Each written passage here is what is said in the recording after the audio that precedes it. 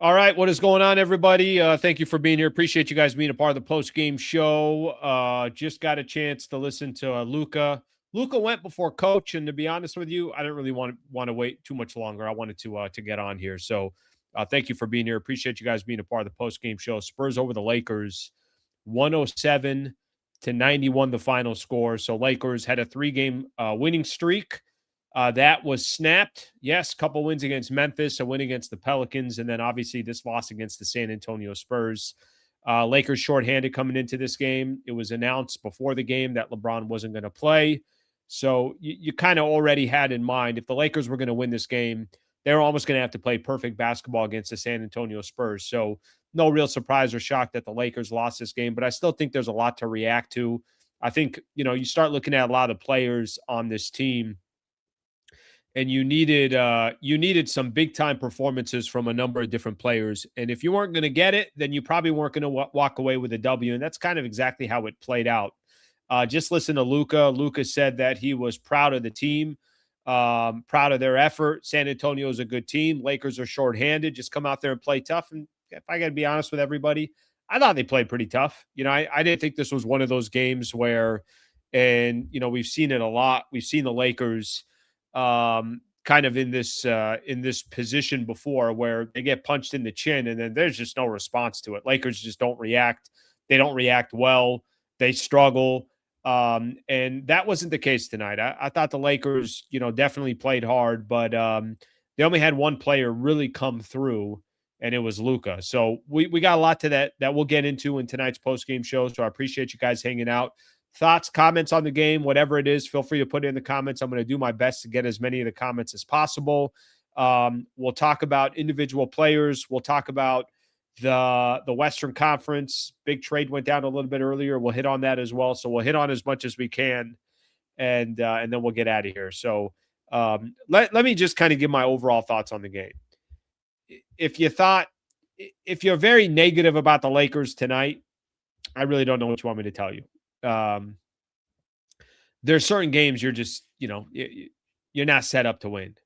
I'm sorry, but you're not beating the San Antonio Spurs on the road without LeBron and without Austin Reeves. You're not. And if maybe one of those two players were out on the floor, maybe you make, maybe there's a case to be made that the Lakers can figure out a way to get it done. But San Antonio didn't even play well. So it was kind of it was an odd game for me because I'm just expecting that, okay, hey, by the end of the first quarter, San Antonio might be up 8 or 10. They're not. They're only up 3. By halftime, they might be up double digits. They're not. They're up 5. By the time the fourth quarter started, San Antonio started getting a little bit of a breather, and the Lakers just kind of hung around as best as they could. But if you were going to beat the San Antonio Spurs tonight, let me tell you what was going to happen. You were going to have Luka score 38 points, have 10 rebounds and 10 assists, which is exactly what he had. But you were going to need DeAndre Ayton to give you 20 and 10. You were going to need Jake LaRavia to give you 16 to 20 points. He gave you 16 tonight. You were going to need Marcus Smart to give you 12 to 15 points. He gave you 2 tonight. You were going to need a player or two to come off the bench and give you some type of spark other than Jackson Hayes, 10 points and 7 rebounds.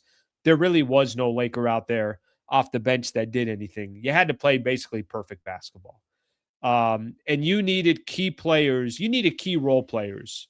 I think I mentioned this to you guys. On Sunday, I went to the Lakers game versus the Grizzlies. And before the game started, I asked JJ Redick about basically because they already had a couple starters out, you asking a DeAndre Ayton or Jake LaRavia to do more. And his answer was no. We always get asked this question, and you got to just let guys be themselves. Okay. Well, if you're yourself in a game like this, you're probably not walking away with a W. And that's exactly what happened with the Lakers. Again, I'm not frustrated at the Lakers. And I know how a lot of this reaction typically is. I know fans that are out there, when a game ends, it's very easy to react a certain type of way, emotional about, well, why isn't this player doing that? You know what? JJ should have done this. And this is Palenka's fault, all that stuff.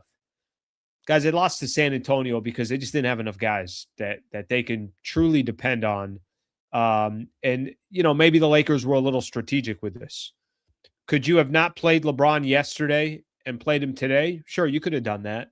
But I think then the risk becomes, well, what if you lose to the Pelicans and then, without LeBron, and then you play the San Antonio Spurs and you lose because the San Antonio Spurs are just a really good team. So I think the Lakers, there was a little bit of strategy here by deciding not to have LeBron go tonight or go yesterday and not go tonight.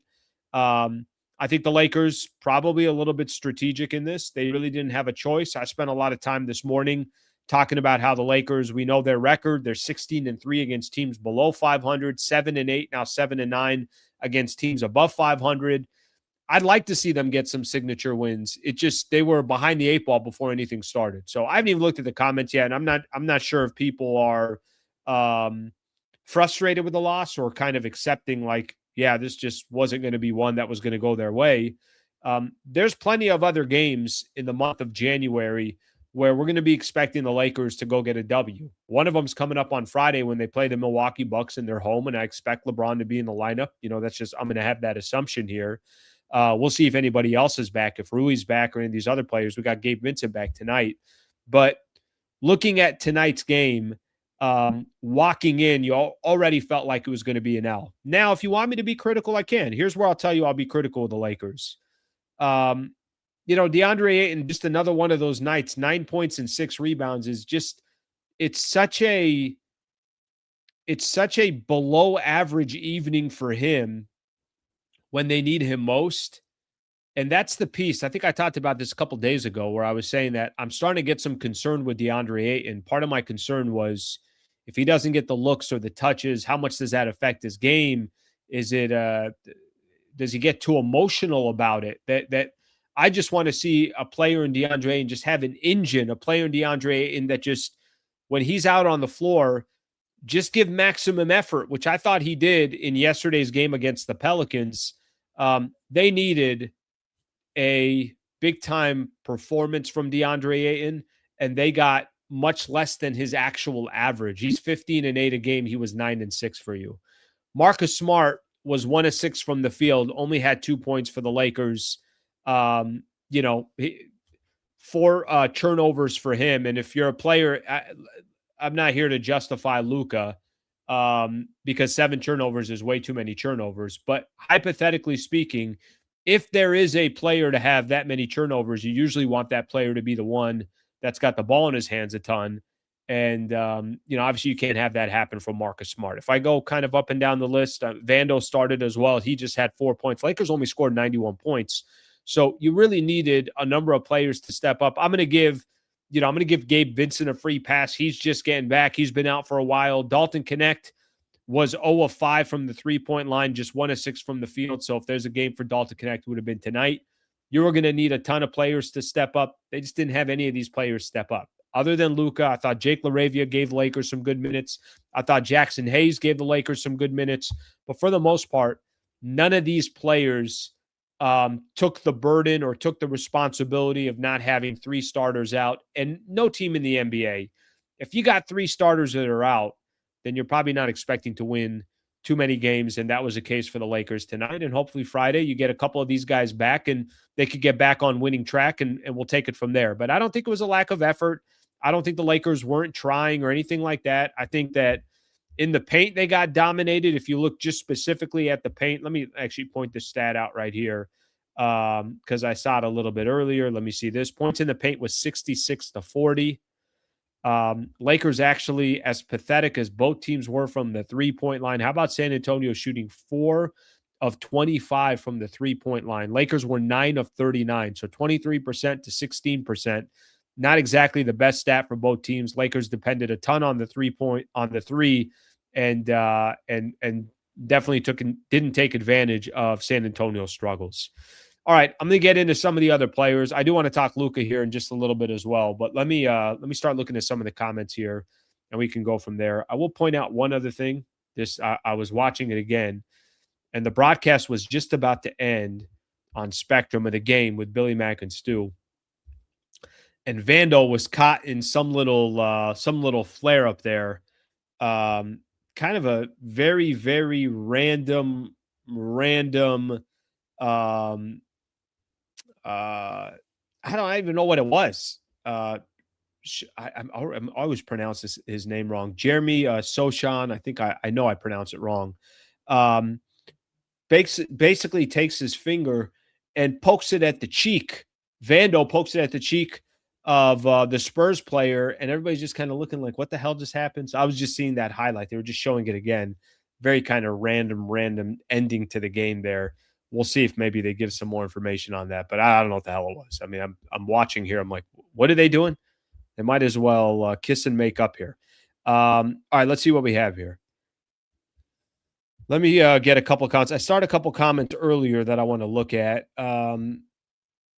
Why the F is LeBron playing versus Nola and sitting out versus San Antonio? I explained it to you earlier, and I think there's some truth to it. I think there's a little bit of strategy. You know, I hate to say this, but I think with the Lakers not healthy, I don't think any game is a lock, even if you're playing the Pelicans. I mean, I was telling you guys yesterday, Lakers won that game because of LeBron. If LeBron's not in that game against the Pelicans, I don't think it's a guarantee or a lock that you're winning that game. And then I don't think it's a guaranteed or a lock that you're winning a game with LeBron against the San Antonio Spurs. It's definitely not a lock. You'll still be underdogs. So I think there was a little bit of strategy there, basically saying to themselves, all right, well, might as well try to get the W in New Orleans. And if we take the loss against the Spurs, then we take the loss against the Spurs. So that would be my reasoning of why the Lakers did that. With LeBron, Reeves, and Rui out, we had to shoot lights out to win tonight, but instead we shot 24% from three. Dalton Connect really disappointing me tonight since he didn't really play yesterday. Yeah, unfortunately, this is just kind of who Connect is.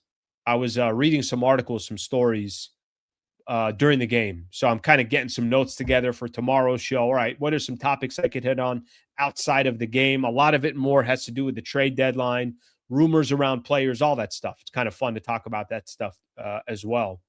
So I'm looking at some of that stuff. And while I'm, let me actually just see if he mentions anything.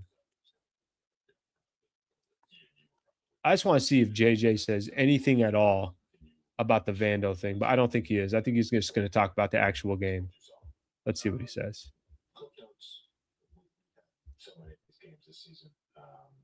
It almost feels normal. Says it feels normal to have so many guys out at this point. Level of spirit and toughness and fight and togetherness and connectedness, all that stuff. It was fantastic. He's complimenting the Lakers for showing fight, tough, grit. He said, I'll coach that type of spirit. So I think him and Luka kind of have the same vibe from that perspective of nobody's going to be really too upset about how the Lakers played. You lost. That's the bottom line. But I think there's circumstances to this game. So back to Dalton Connect here real quick. Guys, I think just Dalton Connect is who Dalton Connect is. And I think that's just kind of the reality. The reality is as much as you don't want to see it or you wouldn't want to see it, Connect, unfortunately, is not a player that has developed for the Lakers. He's not getting any better. Damn, he has a couple of flashes. Luka threw him a lob, and Connect got up, got a nice alley-oop dunk, and you're saying to yourself, I'm like, geez, if this guy can just unlock some things, he's got potential. I actually really think there's going to come a day where Dalton Connect is having some success in the NBA, and I don't think it's going to be in a Lakers jersey. I think it's going to take for him to end up somewhere else to being the player and the potential that he's supposed to have. And maybe it's going to be the right system. Maybe it's going to be the right players. Maybe it's going to be the right team, front office, however you want to look at it. Just don't think it's going to happen with the Lakers. A lot of articles out there that are talking about any trades that the Lakers are making. It's like, yeah, take Dalton Connect as well. And listen, if I'm another team out there, I'll take Dalton Connect. I'm just not giving much for it. I'll take my chances with Dalton Connect. I'm just not going to give you much for it. His value is very, very, very low. So you shouldn't be disappointed tonight in Dalton Connect. That's kind of who Dalton Connect is. Let me get a couple more of these in here. I need to talk about the Luka turnover narrative. I'm so sick of Luka getting blamed for teammates not being able to catch a single pass. I don't even look at it that way. I'll tell you how I look at the Luka piece with the turnovers. First off, Luka does throw some bad passes, period. And I've heard JJ Redick talk about this, where he takes chances in passes. When you're as good as Luka is, you think you can do it. You think there's no shot that you can't make. You think there's no pass that you can't make. Here's a reality. There is a difference between a good pass and a bad pass. It's just that's just the reality. Um, I think Luka makes poor decisions, but I think there's a lot of times too where there's so much attention on Luka that he gets double teams. There are deflections. Maybe he gets too cute with the pass. Maybe the players around him are just not good enough. I think that also has something to do with it. I mean, tonight's a good example. He's looking around the floor. Who's he throwing it to? Do I want to throw it to Vando? Do I want to throw it to Marcus Smart over here? Dalton Connect? These are not ideal players for Luka Doncic. So I think Luka commits too many turnovers. I don't think that's a narrative. I think that's a real thing.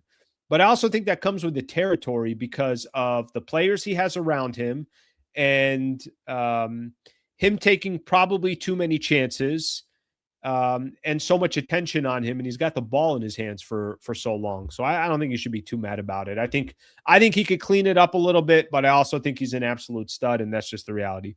7 turnovers is too much. So you love Braun, but we got to move off. Can't give him $50 million and he cannot play. Cannot happen. Well, I'll tell you what you're paying LeBron for this year. And I want to go back to the game because I know we could kind of jump from topic to topic here, but let me answer this one and we'll go back to the game. And we'll talk about Luka here for a quick second. You're paying LeBron because he's in the final year of his contract and he opted into his contract. That's why you're paying LeBron. That's number one.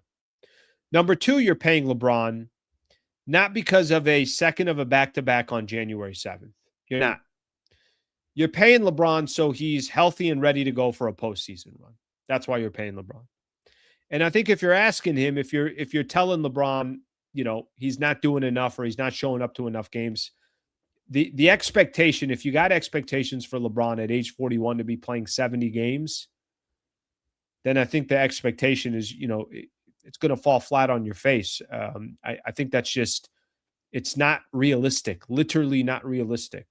The guy is already playing in his 23rd season in the NBA, and there's a good chance that this might be his final year with the Lakers. And if he is playing with the Lakers past this year, it ain't going to be at $52 million. So, but let's go back to the game. I don't want to just completely go from the game just yet because I want to hit on a couple other things. Luka dropping his 38, 10, and 10. You know what I was thinking about today while the game was going on? And Luka, San Antonio Spurs got a good team, young team, good defenders, good size.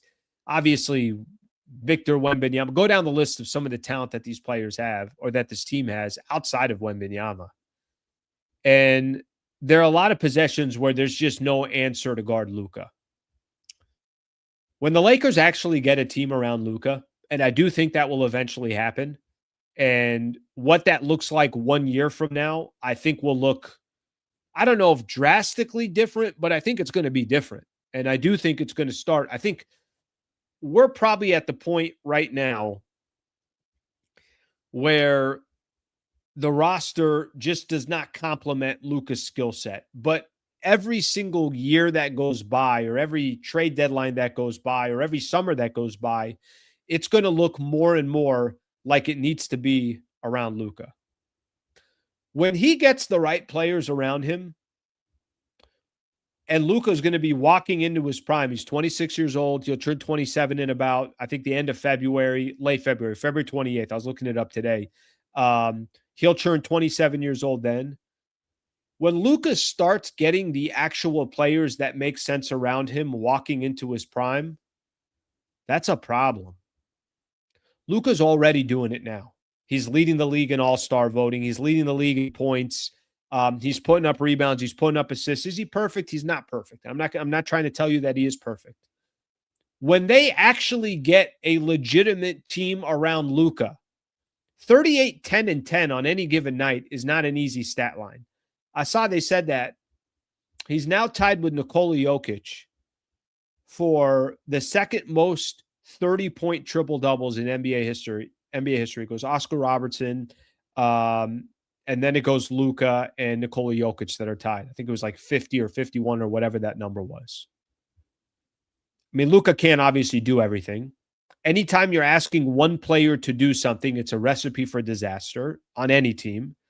You can't have one guy do everything.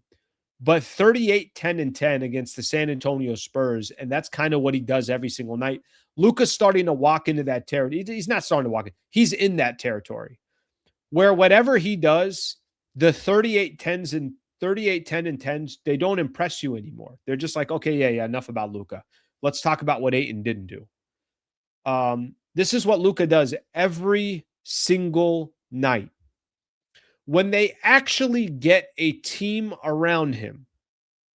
Do you guys remember when he was in Dallas? Like I almost want to take people back to his days when he was with the Dallas Mavericks. The dude was unstoppable, just completely unstoppable. When those days start again, where he actually has all these right pieces that make sense around him, that's when people will really take the Lakers seriously. And frankly, for the Lakers to be playing the way they are and have the record that they have and top 3 or 4, wherever they are in the Western Conference. And I wrote this stat down. I saw it. They said it during the broadcast. Austin Reeves, Luka Doncic, and LeBron have played in 8 games so far this season. 8 games of a 35 or whatever the total is now. That's nothing. Nothing. What could it actually look like when everybody's healthy and the team is healthy? We'll obviously have to wait and see. I know their deficiencies. I understand it. They need defense. They need 3-point shooting. There's areas that they really need. But when they can actually finally get a team around Luka, I'm just looking forward to that day because that is the next chapter for the Lakers. And when it finally does come, it will be it'll be much more enjoyable to watch Lakers basketball because you'll feel like they'll actually have a chance at a lot of different things here. Shout out to Brad Wallace and the Wallace firm. Let me give them some quick love. I'm going to read some of the comments here. This is just a very, very easy way, wallacewins.com/Sliwa. If you go to the website, we created a URL here. You could put in all your information. The Wallace firm, very, very happy to have them as our official partner, official injury attorney of the channel. And I've taught you guys a little bit about Brad Wallace, the best in the business, free consultations. You can reach out 24/7. You could at least fill this form out at any point, of course, 24/7. Somebody will reach back out to you. They can represent anybody in the state of California. They're the best in the business. And like I've mentioned before, I'm very, very excited to have them as a partner and appreciate everything Brad Wallace has done for the channel. So if you guys don't mind, if you ever need an injury attorney, please at least turn to him to see if he can be somebody that can help you. So shout out to Brad Wallace and the Wallace firm. Let's keep going here. I'm going to read some of the comments here and we'll keep things going. Let's see what we have. Slee, I sure hope you're right. Safe for new management. I would have no confidence in getting the right people around Luka. Let me tell you why I have confidence that I think this will eventually happen. The reason why I think it will eventually happen is if the Lakers didn't get sold, then I probably would tell you, yeah, I'm not sure what will happen because since it has been Genie Bus, the Bus brothers, and everything else, it really has been kind of a roller coaster, right? Since Dr. Jerry Buss passed away, you went 6 years of not making the playoffs. Then LeBron comes, trade for Anthony Davis. You win an NBA championship. The Russell Westbrook thing was a disaster. You get to the Western Conference Finals. It's just this it's this stock that's all over the place. The reason why I think things will get back on track and the Lakers will be legitimately competing for a championship down the road. I'm not talking about this year. I'm talking about down the road. Now, this year, it doesn't mean that they can't, but they better make some moves at the trade deadline. They better be very healthy. They're going to need some stuff to go their way. And, you never know what can happen, but they're not going to be the favorite, clearly, because they just don't play enough defense. But with that in mind, the new ownership group that took over, I don't know what you want me to tell you, but it all starts at the top. They're winners. I mean, they are. I don't know how much of that's going to be able to apply to basketball, but I know people who tend to win find ways to win, and that's kind of what their DNA is. So, and when you have somebody like Luka, the worst thing you could do is not not find the right pieces that make sense to build around an absolute superstar. Jokic has the right players around him. When Giannis was winning his championship, he had the right players around him. Luka and Dallas had the right players around him. So I guess I just have confidence that it's eventually going to happen. Luka looked so tired tonight. It's all on his shoulders. NBA numbers are inflated. Defense has been banned by the NBA, and free throws are given away. Yeah, I'm not a fan of how many free throws are out there. I really I'm not. I think there's a little bit of it just stops the flow of the game. And you know what I wish they would do as well? Players that try to draw fouls. And by the way, there's a few Laker players on that as well. I wish they would A, stop calling those fouls, or B, call it the other way and just allow more players to get back to playing the game of basketball rather than waiting for a whistle. There's way too much of that. And I think everybody would agree with me. That is, that's just not a fun way of watching basketball. All right, let's see what else we have here. Gabe may be a good defender, but he's limited because of his size. Let's talk about Gabe Vincent. So Gabe Vincent comes back, and this is the first time we've seen Gabe Vincent in a little bit. I mean, Gabe's been in and out of the lab. How many games has Gabe played this year? Let me find that exact number. I'm curious here. Gabe Vincent has played a total of 14 this year. Is that where he's at? I'll have to find it, but let's just kind of talk about Gabe Vincent. I'm not holding anything towards Gabe Vincent. Gabe Vincent in tonight's game, whether you love Gabe Vincent or you don't, they had to have him back. And they have to have him back because they just need depth. They don't have enough guys that they can depend on, and they already got a couple other guys missing. So they need somebody like Gabe Vincent. 6 points, 2 of 8 from the field, shot 7 threes, couple of rebounds, couple assists. That was Gabe Vincent. Ended up playing 18 minutes for the Lakers. So he's not going to be somebody that comes back and saves the day. I think Gabe Vincent, I think that contract that he signed with the Lakers, unfortunately, none of it has worked out. It just hasn't. As much as I would love to have seen Gabe Vincent pan out for the Lakers, this is his 3rd year of a 3-year deal.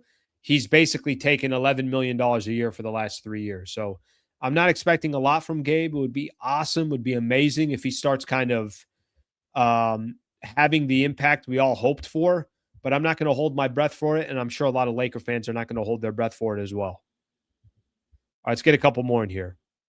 You need to prepare yourself for Bron being a Laker 2 to 3 more seasons. Maybe. I don't think that's going to be the case. I'll tell you this. For however long he's a Laker for, what I tell you that it's not going to be at that $52 million clip. That part I would feel good about saying. What I would say is that if LeBron does come back to the Lakers next year, I really, really don't think it's going to be at a clip where you're saying, oh my gosh, this guy's taking this much up of the cap space. I also wouldn't be surprised at all if this is his final year with the Lakers. Maybe his final year in the NBA. I have no idea.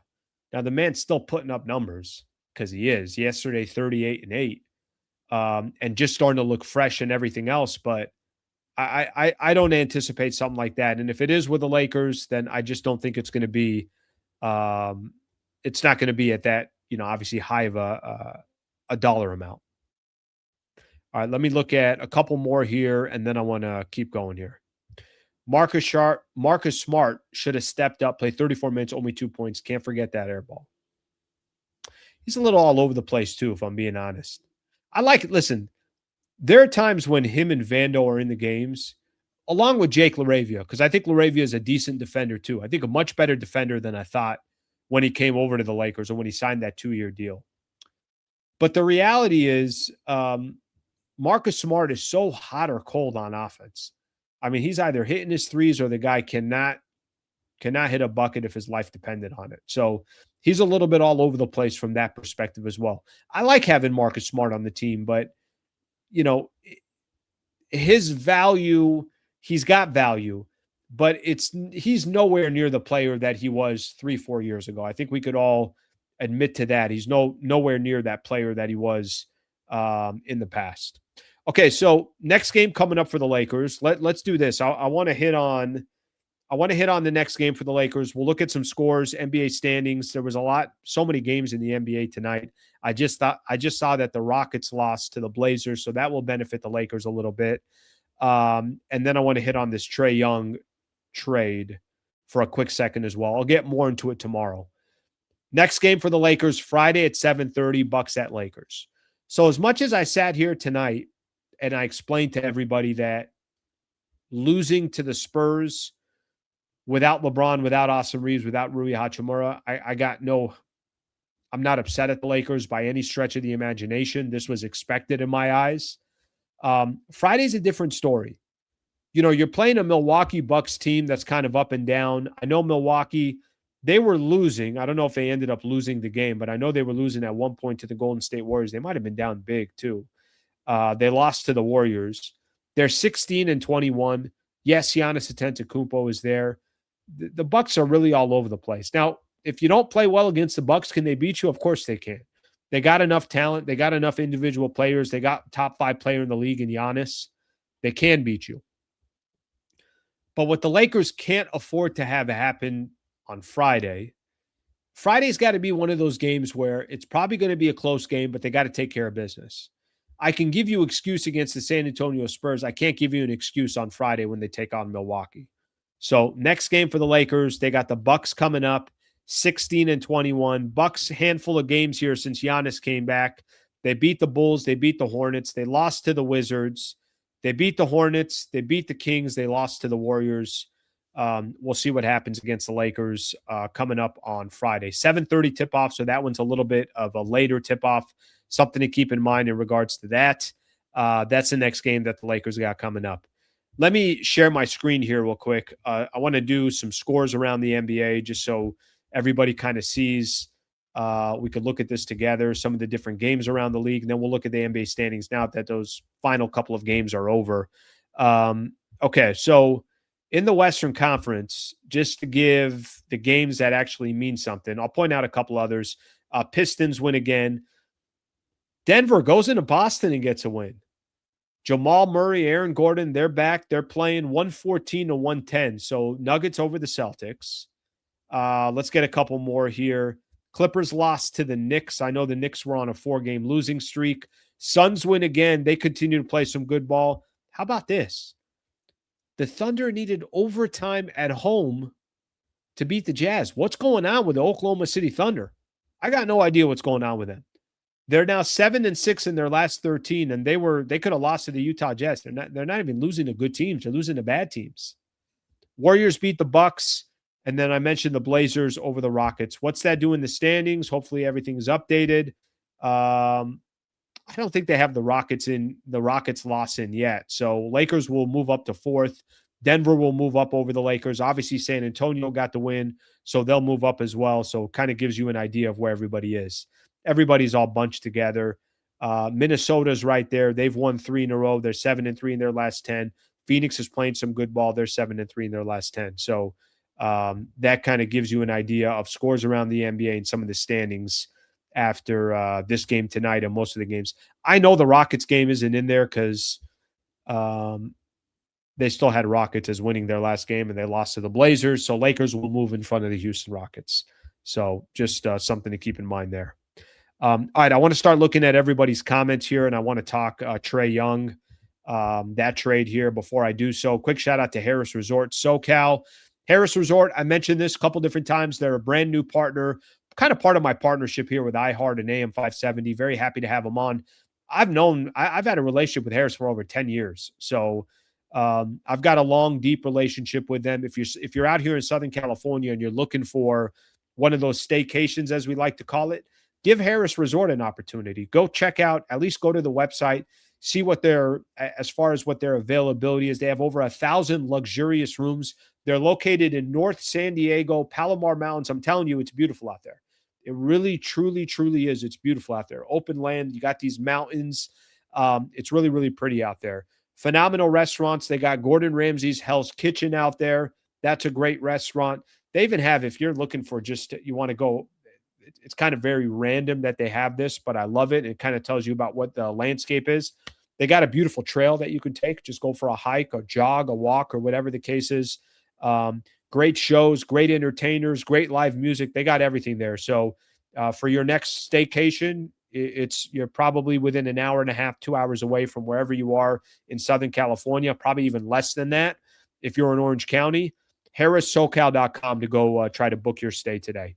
Okay, let's take a look at a couple comments, and then I want to get into Trae Young here real quick, and we'll get out of here. Giannis is staying at the Bucks. I think he'll stay this season. I think he'll get traded in the offseason. That's what I think will happen. And I think Milwaukee will have been 1 year too late by the time they traded him. Because really when they should have traded him was last summer. They shouldn't have stretched Damian Lillard's money. And I don't mind the Miles Turner signing. I don't think that's a terrible thing, but they didn't do it. They did it out of desperation. They didn't do it out of complete strategy. Let's put it that way. If I was the Milwaukee Bucks, I would have kept Dame on the books for 2 more years. I would have traded Giannis Antetokounmpo when he had 2 more years left on his contract last summer. I think what's going to happen this year, I don't think they're going to get the full value that they're looking for. And they're still going to have Dame stretched for a while. I don't think he'll get traded by the deadline. I think he'll get traded in the summer. League sent in the OKC blueprint. They're cooked. I thought I read something. They're taking a lot less free throws. Was that what it is? Something along those lines? But I mean, they're losing to bad teams. I mean, it's kind of shocking what's happened to them. I really am shocked that they're having this much trouble. All right, let's see a couple more here. All right, I bet Trae Young opts in. He's not going to get $49 million next year as a free agent. So Trae Young gets traded to the Washington Wizards. And supposedly the story is that's where he wanted to go. Have you ever heard that ever in your life, that an NBA player is demanding to get traded or he wants to get traded to the Washington Wizards? I don't get it. I really don't. Let me tell you what I'm shocked with here. So CJ McCollum and Corey Kispert is what goes from the Atlanta Hawks to the Washington Wizards, they go to the Atlanta Hawks. Washington gets Trae Young. I think the piece that I'm just most shocked about is that's what Trae Young's value is around the NBA right now. I mean, if I'm Washington, you're not taking a chance here. I mean, what's the chance that you're taking? I know what Atlanta's trying to do is they're trying to free up space. And I heard Shams talking earlier that now they can go try to target a guy like Anthony Davis. But damn, Trae Young really got you nothing. Trae Young was really about just kind of getting off of the books. No draft compensation, nothing. CJ McCollum is an expiring contract. Corey Kispert is under 10 points a game, so it's not like he's a big-time player. Good for the Wizards to get Trae Young, but I'm not building a franchise around Trae Young. I'm just not personally. If Trae Young, if you told me he ended up in Minnesota and he's the third best player and they need offense and that's why he's there, or he ended up with Houston, they need offense, they need a point guard, that's why he's there, and he's the third best player, then it's like, all right, now you're working with something here. Damn, there really is not much value for Trae Young. And again, I get why the Atlanta Hawks are doing it. I don't disagree with them doing it, but there's just nothing there for the guy. There's no value there. And like I said, at the end of the day, it's going to be about what their next move is. But I see Trae Young more as a name than I do an actual person that you're saying, well, you got to move this and move that to try to go get Trae Young. That's certainly not the case. That's crazy. That's crazy how little he was traded for. Okay, I'm going to look at a couple comments here, and then we're going to get out of here. Wizards only relevant because they're in the capital. Yeah, they're just not a well-run franchise. They're just not a well-run franchise. Now, they got some new front office people there. We'll see if they're able to change it. Guys, it's no coincidence. I mean, if I told you, just look at ownership. The Sacramento Kings don't have good ownership. The Washington Wizards don't have good ownership. Um, the Boston Celtics have good ownership. I'm just going down the list of teams here that are consistently good or they're consistently bad. You know, this is kind of how it all works. It all comes down to who your ownership is and the type of, do they want to win? Do they remove their ego out of the way? Like, you can just look at the same franchises over and over again that are successful and are not successful. So, anyways, it is kind of I thought that trade when I saw it go down, I'm like, that's it. That's all you get for Trae Young, and apparently that's all you get for Trae Young. All right, my people, we got a busy day tomorrow. We got a very busy day tomorrow. I got a member show coming up at 7:30 in the morning tomorrow. We'll do the regular show at 8. Got some other calls lined up tomorrow. So tomorrow's going to be a busy day. I'm going to get out of here on this one. I appreciate you guys hanging out. Thank you for being here. Please subscribe to the channel if you guys don't mind. Spurs over the Lakers, 107-91. Next game for the Lakers is coming up on Friday. Bucks at the Lakers. And then, of course, tomorrow morning we'll be back with our regular show at 8 a.m. Thank you, everybody. Hope you guys have a great rest of your night. I will see you guys tomorrow morning. And for members, I'll see you at 7:30.